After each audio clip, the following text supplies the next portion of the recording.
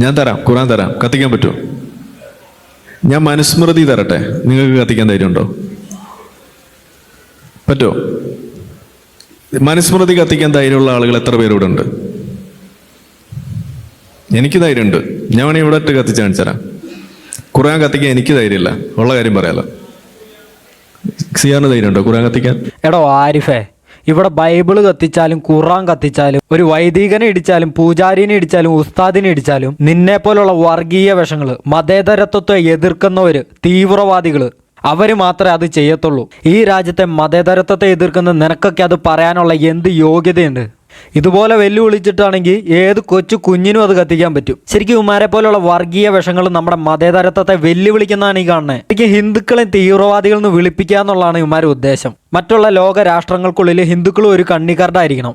ഇവന്മാരെ ഇങ്ങനെയുള്ള ആശയങ്ങൾ അതിലേക്ക് എത്തിക്കുള്ളൂ. ഖുറാൻ കത്തിക്കാനൊന്നും ഇവിടെ ഒരുത്തനും പേടിക്കില്ല, അതിന് തക്കതായ റീസൺ ഉണ്ടെങ്കിൽ. അങ്ങനെ പറഞ്ഞു കഴിയുമ്പോൾ 10-200 പേരെ പശുവിന്റെ പേരിൽ തല്ലിക്കൊന്നു കളഞ്ഞതിന്റെ റീസണും കൂടെ പറയണം ഹുസൈൻ. അതുകൊണ്ട് കുസൈനെ നിർത്തിക്കോ പൊന്നുമോനെ, അല്ലെങ്കിൽ ഇപ്പോൾ ഉള്ള തലമുറ നിന്റെയൊക്കെ വായിൽ തോട്ട എറിഞ്ഞു പൊട്ടിച്ച് സ്വാതന്ത്ര്യം പ്രഖ്യാപിക്കും. കാരണം അവർക്ക് വേണ്ടത് സ്വാതന്ത്ര്യമാണ്. ആർക്കും എന്തും കത്തിക്കാന്നുള്ള ഒരു കാലം വന്ന് കഴിയുമ്പോൾ നമ്മൾ അതിനെക്കുറിച്ച് ആലോചിച്ചാൽ പോരെ? ഇപ്പോഴേ അതിനെക്കുറിച്ച് ആലോചിക്കണോ?